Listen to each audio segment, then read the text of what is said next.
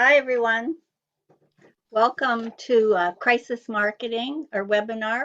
We're so proud to have Jeremy Miller with us. Jeremy is a globally recognized branding expert and the best-selling author of Sticky Branding and Brand New Name. And many of you may remember Jeremy from his presentation at our Bridges to Better Business event last year up in Huntsville.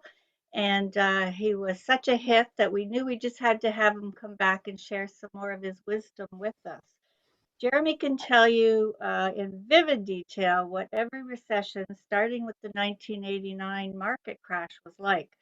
He has learned through real boots on the ground experience how to navigate and thrive in a crisis. He grew up in a family business in the recruiting sector, and their company would go up and down with the economy. But during the Grand Recession of 2008 and 2009, Jeremy's family business bucked all the industry trends and grew. While their competitors were cratering, his company generated a new customer a week. In 2013, Jeremy sold his family's business to focus exclusively on what he does today, which is building brands. After the coronavirus, Jeremy and the Sticky Branding team focused their attention on crisis marketing. He helps business owners and their teams recover customers and revenues that were taken by the COVID-19 virus so they can come out the crisis even stronger. Please join me in welcoming Jeremy Miller. Thanks, Terry. Wow, it's such a pleasure to be here. It's so cool to come back. It feels like 2 years since I presented at the Bridges conference, and wow, things have changed. So I wish our topic would be a little bit brighter, but we're going to try and have some shared ideas and keep this on the positive side of things with all that's going on. And so let's dive into this. Before I go a little bit deeper, here's where I'd like to try and take today's presentation. Before coronavirus, a big part of my world was spent giving conference speeches and traveling and going to events. And as a speaker, what I love to do is create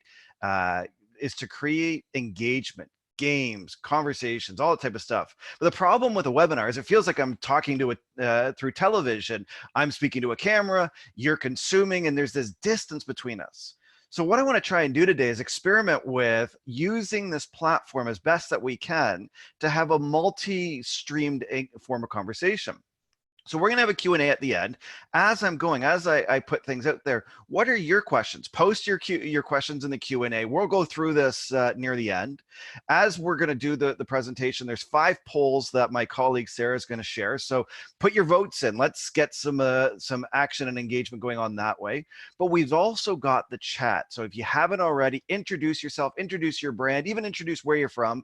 And let's use this moment too in the chat to share your experience. As I share an idea or as I share a case study, let's try to bring in our own experiences along this way. And hopefully through this, we create a much more dynamic and engaged experience. The other piece to this is this call will be recorded. So if you want to go back and rewatch any of this, you will be able to. So let's dive into this because we are really at this critical and surreal moment in time. And I really think of it as a BC AC moment. Now, it's not really before Christ, after Christ, it's before coronavirus, after coronavirus. And there's going to be this dividing line in 2020 where we hit this coronavirus crisis, and it has changed everything. It is so surreal that we can pejoratively say the new normal, and we know what we mean because realistically, everything is shifting all under us, and we don't have a roadmap with what is going on. But this moment in time has been very purpose-driven for myself because it struck a significant chord for me. As Terry mentioned, I grew up in a family business that was in the recruiting sector, and I never really spoke to this in my previous work before coronavirus, but growing up in a recruiting business, our family business would go up and down with the economy. And every time there was a recession, our business suffered. And I can tell you in vivid detail what each and every recession has been like, starting with the market crash in 1989. And that was my formative years. I was a teenager. I was between 13 and 16 years old. And if you were from a certain generation, if I were to say Ray days, you would know what that means. Those were moments where the Bob Rae and the NDP government actually enforced unpaid days off for government workers to try and conserve money. And so this was a very challenging moment in time. It was a challenging moment for my family's business. My parents went through layoffs. We had to tighten our belt at home. We made sacrifices. And my heart goes out to everyone with children today, and just what's going on right now. In one way, it's a blessing. You're getting to spend time with your kids. The other side of it, this moment with the disruption in school and the sacrifices that we make, this all leaves a mark on us, on ourselves, on our families, and everyone around us. And so this moment has triggered this in me. And so we went through this again and again. Now you see in the arrow on here, in 2004, I joined my family's business, which is called Leap Job. And we timed it to be at the bottom of a recession moment. That was deliberate. And from the moment I joined my family's business, we were thinking about the next recession. We had it programmed into our DNA. And we were building our strategy for what would happen, because we never wanted to go through that kind of pain again. And it worked. Our strategy worked. In the 2008-2009 recession, when the rest of my industry was in free fall, we actually grew. And we did that by replacing our core customers with new customers. And in that period, we actually brought on a new customer a week. And the success of that moment in time actually empowered me to be able to sell my family business in 2013. And that carried on, and everything I've done in sticky branding since. But when I look back to March of this year, it's really had a significant impact on me, because all of this programming kicked in again. And I could see this at the very beginning, when March 11th, the travel advisory bans were put in place. Then we had the NBA close, and MLB and NHL, and all the sports teams shuttered. By March 15th, we were already starting to see the layoffs, and I was watching the unemployment rates. And I went to my clients and said, look, we are going to be seeing a significant decline in revenue this year, significant issues. We need to get ahead of this really, really quickly. And I've been tracking this ever since. So you just look at April's job numbers for the US. It's 10 times worse than the worst moment of the 08-09 recession. Just the carnage out there is so substantial. But within this, I do believe there is a path to move forward. And so this moment in time has really caused me to recenter and rethink my entire approach. And I feel very purpose-driven today, because at Sticky Branding, what we have done is repositioned all of our thinking to take all of that experience I had with my family business and everything we've done today to work with business owners to help them slingshot out of this crisis. And it really looks in this in a couple of phases, and we're going to explore this today. Is the first phase is, how do you replace the customers and revenue taken by this pandemic crisis? And then how do you use this as an opportunity to slingshot out of it? And this is a fluid situation. So my hope for us today in this webinar is actually to share what we have been learning and some of the models that are working over the last 12 weeks, or a little bit less than that now. So share some of our early learnings, but also share with you some case studies and some inspiration of that there is hope and there is opportunity out here. And I do think that that's really is the case, because it's spring outside. You look outside and it's getting warmer. There is blossoms on the trees. There is dandelions as far as the eye can see. But as the spring's coming out here, we're already starting to see the economy start to reopen. The restrictions are starting to be lifted. We have some hope of the economy reopening. Retailers are starting to be allowed to reopen. And this is creating an opportunity. And as we get this positive energy, we're starting to see green shoots of opportunity. And a green shoot is a new need that is emerging because of this situation. And we can see all around us all these new needs. We're communicating today via webinars. We're communicating through social distancing and curbside pickup, and all these things are emerging, and they're going to stick around. And it's in this moment in time that you have an opportunity. Let me give you a very dramatic example.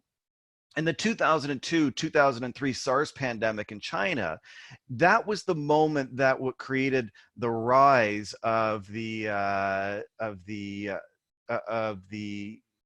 e-commerce in China, because while China and the Chinese population were social distancing, they started to use the online tools just as we are today. And that created the rise of giants like Alibaba.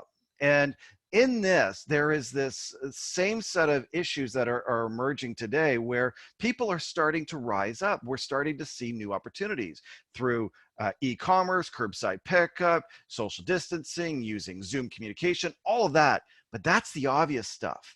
When you look across every sector, there are green shoots of opportunity. Let me give you a tangential one, a strange one, for example. What we have seen over the last several weeks is that construction workers have been walking off job sites across the country. And the reason being that the porta potties have been deemed unhygienic. And now, at the best of times, a porta potty is not a place you want to hang out in. But after coronavirus, it's potentially deadly. The CDC has said that coronavirus can be carried inside human waste. And so construction workers have been demanding better clean facilities. And they're expecting these facilities to be cleaned 3 to 5 times a day. Now, before this, it could have been cleaned once a week. So you see this sudden emergence of a massive volume of need, but this creates a cascading or a ripple effect that happens. So the number of cleans go up, but now the porta potty cleaning service or the service companies have to hire more people. Now they've got the trucks on the road more often, so they have to service them more. They need more hoses, they need more valves, they need more equipment. Then they're buying more trucks, and that whole supply chain from the end customer to the manufacturers, the distributors, and everyone in between are experiencing emerging needs. And this is what a green shoot is. As the economy reopens, we're going to see people having new expectations, new needs, and that is one potential opportunity for each and every one of us. And one of the biggest ones right now is, how do employers open safely?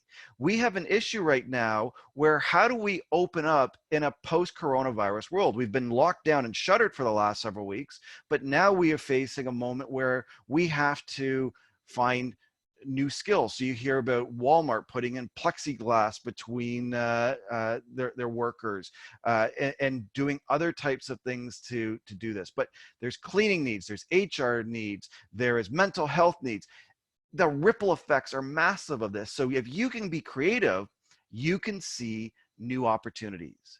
And that's what crisis marketing is all about. It's about being helpful. And there's 3 key questions that I've been asking again and again throughout this crisis, which is, who needs your company and its expertise the most right now? What products or services can you deliver to solve real problems that are valued? And how can you proactively sell and deliver your services to the people with the most need? And this is what is so critical today, is that this experience that we're going through is a shared experience. Everybody is being affected by this pandemic. Every person and every company from around the world is going through the exact same thing at the exact same time. And out of that, we all have new needs. But if you can be creative, you can see ways of being of service. And this is really what a green shoot is. New needs are green shoots. And if you can find green shoots, you can be of service. And that is your path to generating cash and short-term revenue. So how do you do that? Well, we use a very simple model at Sticky Branding, which basically looks at new versus existing customers, and then your services as incremental change versus substantive change. And so the first place we look is, what can you do in your current business? You've got customers, you've got people that support you, that want you to succeed. So how can you evolve your existing products and services to support your core customers? Curbside pickup is a brilliant example of this. We are finding just a different way of delivering through incremental change. We can still be able to serve our customers. But once you started to exhaust that, where you want to look to are the corners. So how can you take your existing products and services to new markets or new customers? For example, if you're a retailer, maybe exploring adding a Shopify site or e-commerce so that you can sell outside of your core community, or maybe it creating and offering new products and services to your existing customers. And it really all boils down with being helpful. How can you use your expertise to be of service? And when you look at this, you start to see these green shoots of opportunity. It's in the corners that you see these opportunities. And this is something that I get really excited by, because this is potentially the greatest entrepreneurial opportunity that we all face, is when we look at things differently, we start to see ways that we can grow our business. And the needs that you find today are the ones that are going to create opportunities. Now, to support this, I've got a little tool for you. It's a two-page worksheet that you can use. So if you send me an email to jeremy@stickybranding.com, I'll send you back the worksheet on how to do this exercise on your own or with your team. And I'll put a reference to this again, but jeremy@stickybranding.com. So let's look at an example here. Let's look at a dramatic example. I'd like to introduce you to a company called Element Fitness, which is actually one of Canada's largest CrossFit gyms. They are based in Mississauga, and this is a very wonderful place. It's a dynamic gym, a real pioneer and innovator in the fitness space, one of the first CrossFit gyms in Canada. And this, as you can see in the video, is a place where you go to get sweaty. It's a great community, great coaching, great place, but it's not a place you want to be at or visiting after the coronavirus, because obviously it's a place you go to get sweaty. Now, at the start of this crisis, in March 11th, they saw it coming, and by March 13th, the gym was closed. But let me skip to the end and give you their stats, and then I'll talk about what they've actually done. Even though they can't operate this physical location, they have maintained a 92% member retention rate with a 9.8 net promoter score. Now, in the round of that's mind melty. They've got a gym where members are paying $200 a month, and they have a 92% member retention rate, and it's actually been growing since as this has continued. And then, as terms of member satisfaction, they're getting a 9.8 out of 10.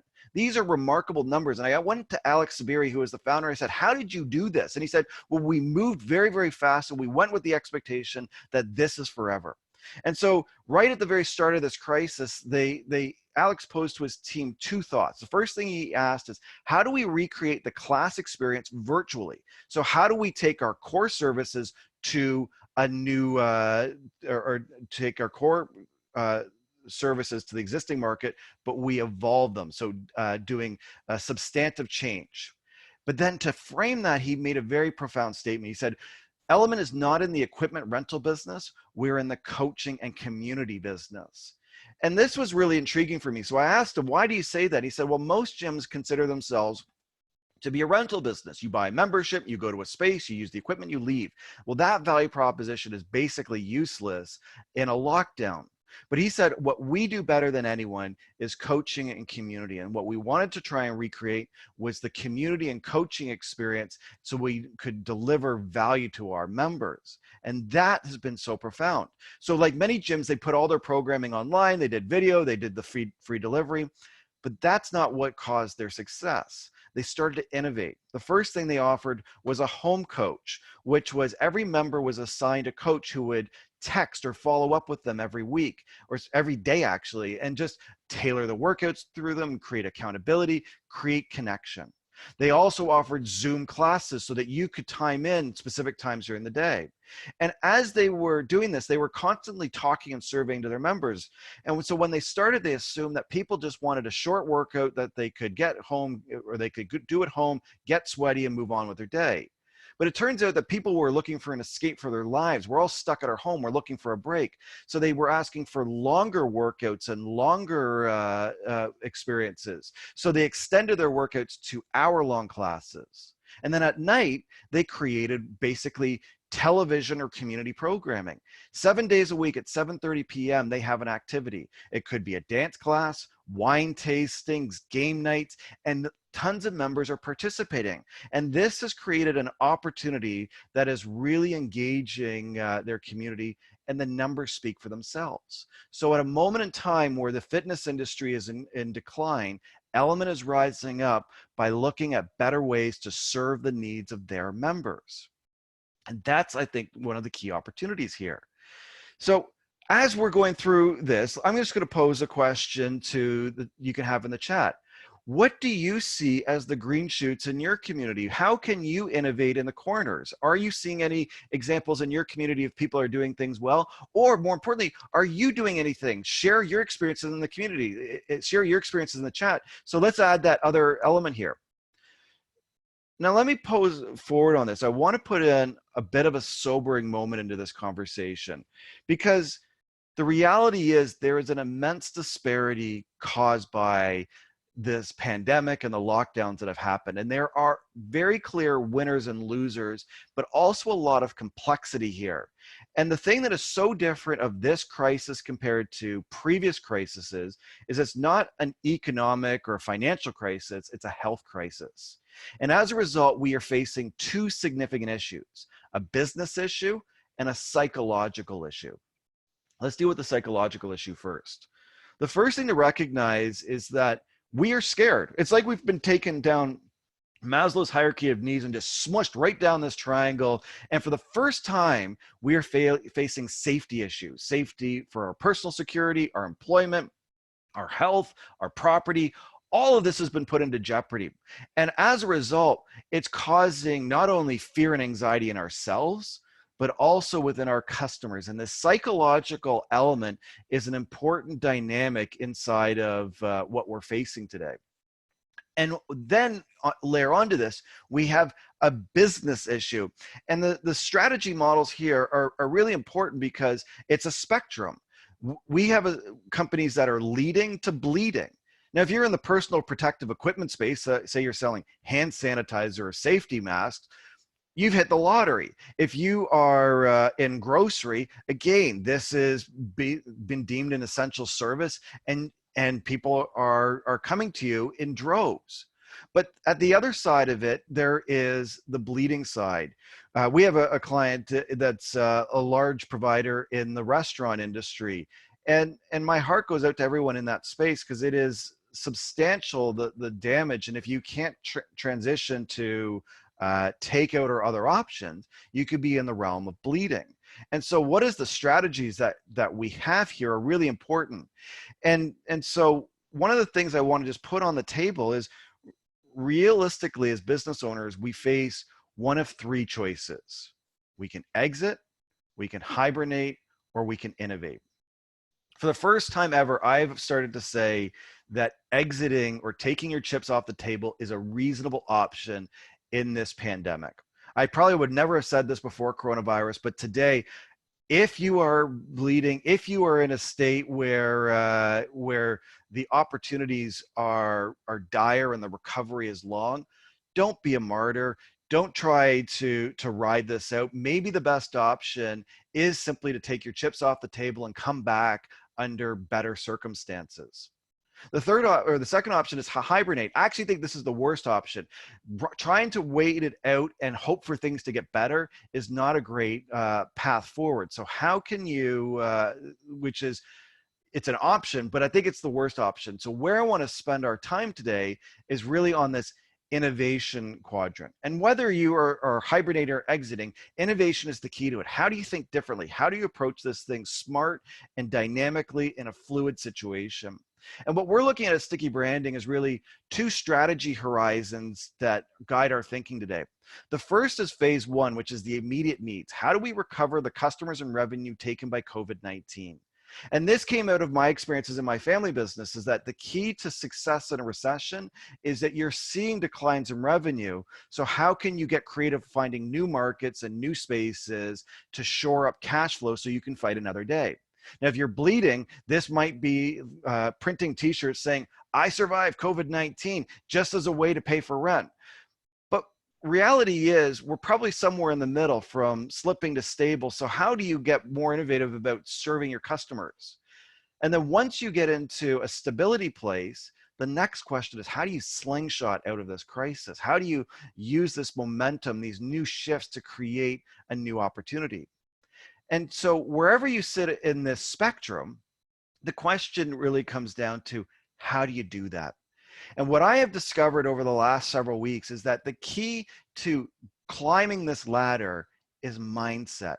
Whether you're leading or bleeding, it's all about mindset and your ability to navigate forward. And the way I frame this is, you need a warrior's mindset. You get this, you talk to hardened entrepreneurs right now, and they seem to be thriving. They're looking for opportunities. They're energized. They're just battle driven right now. And I see this, this really as a golden opportunity for entrepreneurship right now, because the playing field has been leveled. All of us are going through the exact same experience. We have access to funding, but most importantly, our customers want us to succeed. And so the companies that act first and adapt fastest have the advantage. But to get there, you need to challenge that warrior mindset. If you like, watch the movie 300 or get yourself fired up, because it's your ability to rise, is your ability to see the opportunities. And what I've heard many entrepreneurs say to me over the last several weeks is, I feel like I've been preparing my whole career for this moment. I said this at the start of this webinar, that I really do believe that I've been preparing my whole career for this moment in time. All of my family business experience, all my work at Sticky Branding, everything has set us up to be of service and be helpful right now. But that warrior mindset is also a key part of this. I remember at the beginning of this crisis, I would tell my clients, I would tell my friends that, F this virus, this thing's not going to hold us down. We're going to conquer it, and we're going to come out of this year stronger than ever. And we will. And this is coming through that fiery place of, how do you find those opportunities when you get kicked in the shins? What are you going to do to try and fight back? But that warrior mindset opens up permission to see lots of different opportunities. Let me give you an example. One of my longtime clients, and I think just a wonderful brand, is Central Smith. They're actually one of Canada's largest ice cream manufacturers. And if you've ever eaten ice cream in a restaurant in Canada, you've probably eaten their ice cream. But you get the sense of this right away when I say that if you've eaten their ice cream in a restaurant, then they probably are suffering right now. And that was actually the case, that very quickly a significant part of their market disappeared in a matter of days. But they are actually thriving right now. And the way they have done that is by empowering their team and in creating that warrior mindset in the entire organization. For example, two of their young employees, Jillian and Megan, got the idea of launching a Shopify store. And so in the span of the week, they put up a Shopify store to sell all their overstock ice cream. They didn't know if it would be successful. They didn't know what would happen, but they knew they had all these big tubs of ice cream that the restaurant trade wasn't taking. So maybe the community would buy it. So they put up a Shopify store. They went to the local Chamber of Commerce. They partnered with a few bloggers, and they got the word out. And they were absolutely blown away by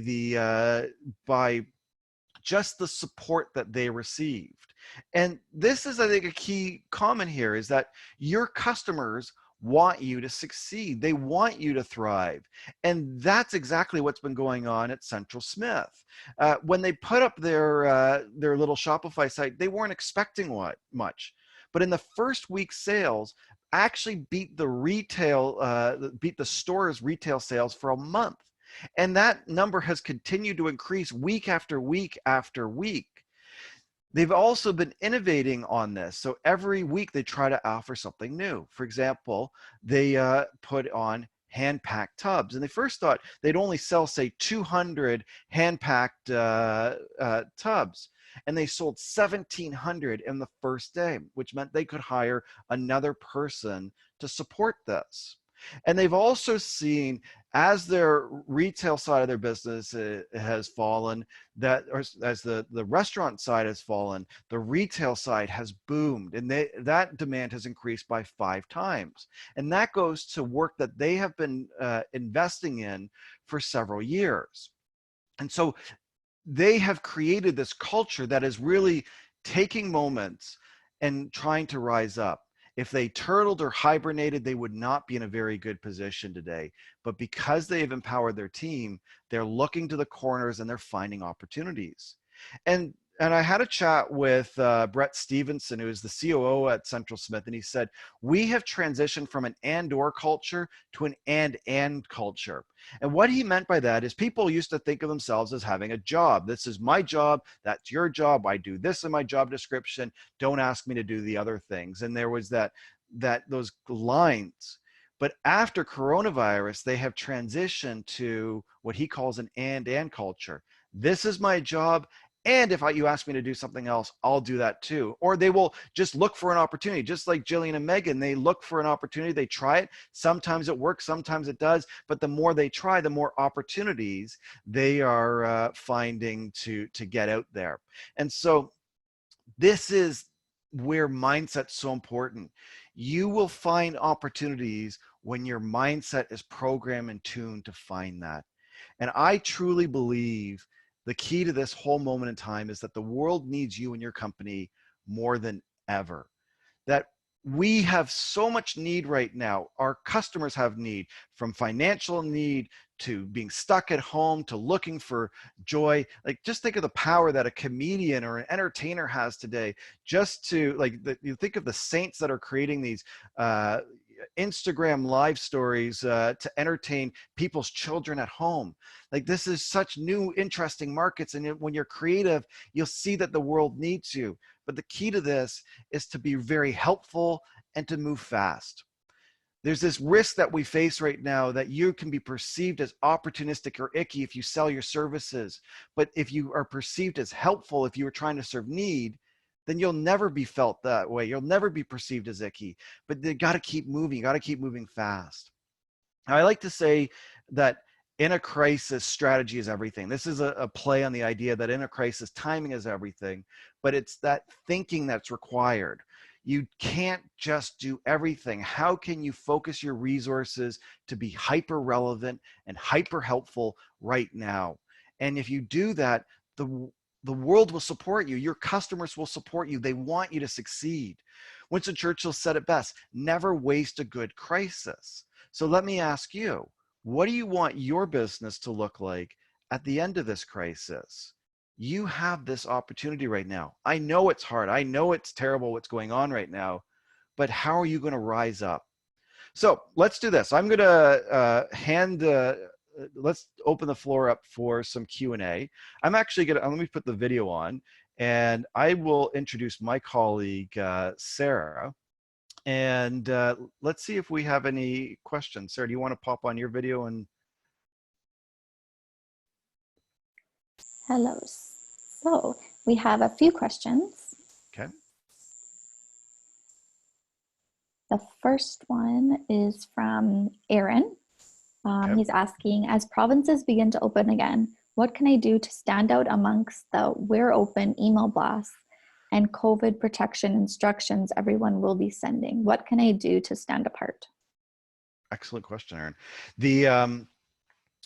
I think one of the challenges that we have all faced is that we have all tried to communicate that we are open, and that was okay at the first few weeks of this, but today we need to evolve our content and our communication to how we can be relevant and sensitive to what our customers are feeling right now. So I think one of the questions that I would pose to you is, how can you be in touch with your customers? And a simple question might be just to survey them and ask them, how are they dealing with the quarantine life? How is this impacting them? And start that dialogue. And once you start understanding their needs, you can create more relevant content. Now, Sarah, before we go on to another question, I'll pose out, if you're looking for the Q&A, you'll see in the bottom of your screen, there is a little Q&A button. You can click that and submit your questions. And you can also post them in the chat. I think Sarah will be able to see those too. Yes, so we have a few more coming in now. One of our audience members says, I am having a really difficult time if I should invest money for marketing when I know I'm not bringing in as much money. This is something I'm really struggling with. Invest in marketing, $600 to $1,000 a month. Great question. One of the things that I think we need to look at in our marketing is what's going to work and what's not going to work. Let me just speak to a business-to-business example for a moment. One of the things that we have seen since the start of the crisis is that pretty much all middle management decision-making authority has been removed, that the only people able to make a decision is the business owner or the executive team. And the only way but the problem is those people are extremely busy. They're not hanging out on Facebook. They're not Googling. If you're like them, if you're like me, I feel like I'm doing 3 jobs since the start of this crisis. I don't have a moment to breathe. And so what has actually proven the most successful marketing strategy is traditional selling. Email, sending a personalized email, phoning, talking to people, and having those conversations. The marketing strategies, the sales strategies look a little bit like 2005 before social media. So maybe you don't need a substantive marketing budget. Now, in say a business to consumer or retail perspective, I would really advise on how can you be conserving your cash while being recognized. And one of the most effective ways to do that is going to be through email, is going to be through using social media posting and content and trying to harvest a relationship directly with your consumer.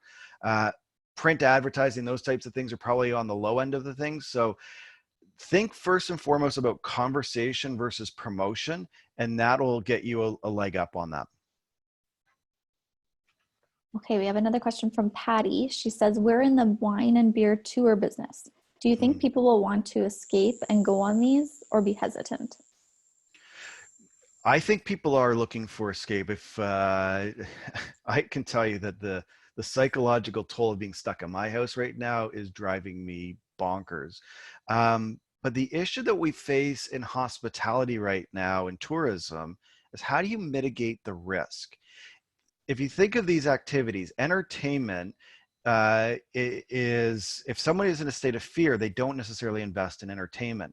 So one of the things that you need to really communicate clearly with people is how you are going to create a fun learning experience that is safe. And in that, what people are looking for is an opportunity, but they want to make sure that they're doing it well. So I think one of the ways to do that is through communicating how you're going to create a fun, vibrant experience, how you're going to get them into seeing things that they want to see. But maybe if instead of in doing some of these tours, the tastings are done outside, or you change your process to support how your customers are going to want to feel comfortable. And then as we find a better balance, then you'll be able to adjust. But part of this right now is really risk mitigation. Thanks, Jeremy. Another question from Rudy. I would like to reach out to the public and private sectors to inform them that we are here for them for all their safety needs. What would be a proper platform to accomplish this? Email, social media, mail out, or radio ad? Great question, Rudy. I don't have a clear answer for you because I don't have the full scope of your business and your market. But what I would suggest is for you to really look at your customers and how they buy. So rather than doing, one of the metaphors that I think of is the old Wayne Gretzky quote, go to where the customers are versus where the customers have been. At the best of times, our marketing looks like pee-wee hockey. It's a bunch of kids skating all over the rink, falling off all over each other, and nobody actually takes a shot on ice. So choose a few sniper style specialized ways that get you to actively engage your customers. Email is going to be very powerful. Social is going to be very powerful, but where deliberately are your customers? So if you do that first analysis, you're going to get to clearer answers. He says, I instruct ministry safety courses, if that helps. Yeah, I think it's the same thing. Like, who is your target market? Where are they? How do you engage with them? And if it's in a B2B type of environment, phone's going to be your best bet. Awesome. Another question from Monique. How do you decide when you've been helpful enough, free services for community, and when it's time to start charging? I love this question, Monique. I hate free. Hate it. So one of the big mistakes that I've seen again and again and again through this crisis is this idea of reciprocity, that if we give our services away for free, if we give all of our online courses away for free, people will remember us and come back to us at the end of this crisis. Well, the reality is really twofold. Number one, that who can remember what happened yesterday? When every day feels like Monday, we are losing track of time and where we got content and engagement. So that reciprocity thing is breaking. The second thing is we don't know how long this whole cycle is going to last. The basic view of things is until we get a vaccine, herd immunity, or therapeutics, which could be the middle of next year, we could be still facing this issue. So what you need in that situation, and what all of us need in that situation, is cash. So what we try to think through is, how can you be very purposeful and deliberate right now? How can you be helpful and relevant? But in that, being helpful and relevant means selling a product or selling a service so that you generate cash. If you're not able to sell something, if all you're doing is giving yourself away for free, you're not going to survive this. So no more free. It's all around focusing on what you can be helpful and generous on for a fee. Awesome advice. Another question. I was wondering how you would recommend what employees say goes out to your audience. I have team members wanting to do live events, but my fear is people are so sensitive right now and someone says the wrong thing. My fix for this is that everything is pre-recorded, but I don't want to take away from creating authentic conversation between staff and the public. Any tips? I would empower your people to go live. Like, I love pre-recorded content. I think it's amazing. But you have this permission right now to be messy, to not have the perfect video, to not have all of these things. So set guidelines for your team of what is appropriate content and what do you want to communicate. If you got clear structure on that, and go out and communicate that. Try every medium right now to connect with people, because like you've got this opportunity right now to be incredibly present and generous, and people are tuning in. Like, we look at the engagement rates right now, because people are home, because they're looking for entertainment, they're actually consuming more content than ever before. And the live experiences are different, and they do create a different form of engagement.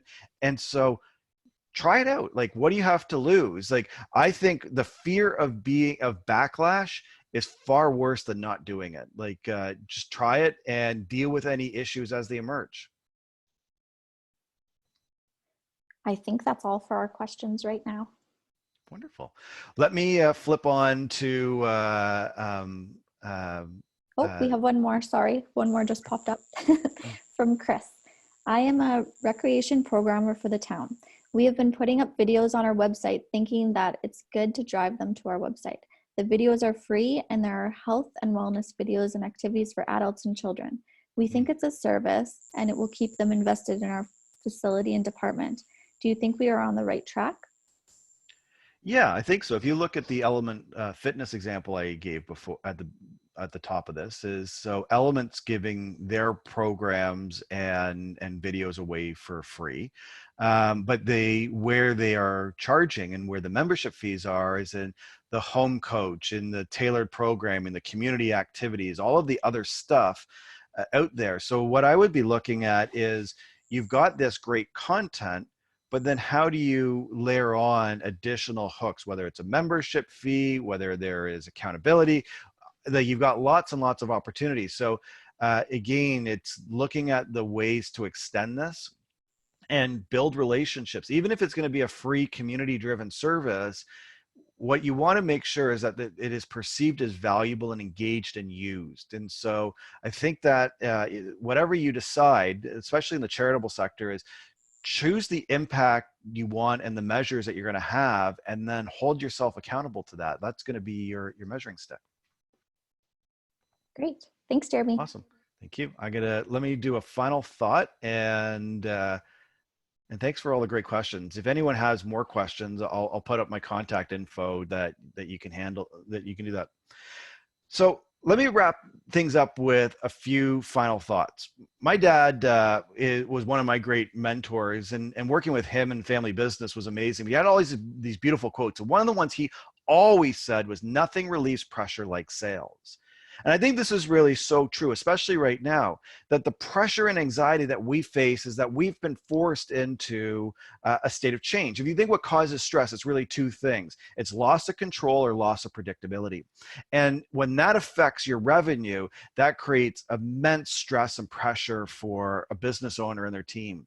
So how can you be really helpful, but also tie this back to your ability to sell your products and services? And if you can be fast and you can adapt quickly, then you've got an opportunity. I think this moment in time is probably the greatest entrepreneurial moment that we could ever ask for.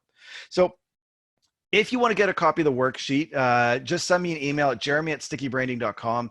If you have any questions, feel free to email me. I'm on all the social platforms at Sticky Branding or on LinkedIn at Jeremy Miller. Send me a message, direct message me, whatever it is.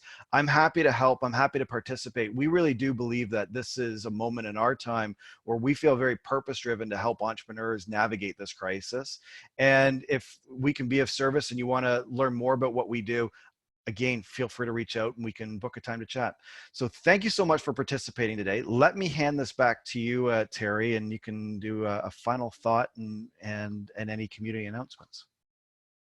Thanks, Jeremy. That was awesome. As usual, you, I think, helped to clear a lot of things up for most of us who are really struggling. And this isn't going to go away quickly. We all know that. But it is going to go away to a degree. And I really appreciate that you've given us, I think, a few clear tools that we can really take forward and step back, take a look at our own businesses and see how can I, think about that a little bit differently than what I have been. So I really appreciate that. For anybody who hasn't seen Jeremy live, he's even more dynamic in person. So I encourage you, once all this passes, to check out someone. I'm sure we'll have him back up in Muskoka again. Thanks, Jeremy. Appreciate that. We do have another webinar that we're hosting, or sort of putting out there, that another one of our centers is hosting through the province of Ontario. There's 57 small business enterprise centers, and we are all looking at how we can get you all the best information that you need to move forward in the best way for your own business. So check it out. The one tonight is actually about how to build a side hustle for yourself, if that's the way to go to help get you through this. So check out our Facebook. It's Muskoka Small Business Center, and you'll find a lot of tips and tools there. I hope you'll follow us and keep in tuned in this area. Thanks very much for joining us. The questions were awesome. And I think just the fact that you showed up shows that you have a good chance at helping your business really get, not just survive this, but like Jeremy says, to thrive during this time. So thanks very much. I'm gonna go now, and I hope to see all of you or hear from you at the center. Thank you. Have a great afternoon. And this will be recorded and we'll share this afterwards. Have a great afternoon. Awesome. Bye.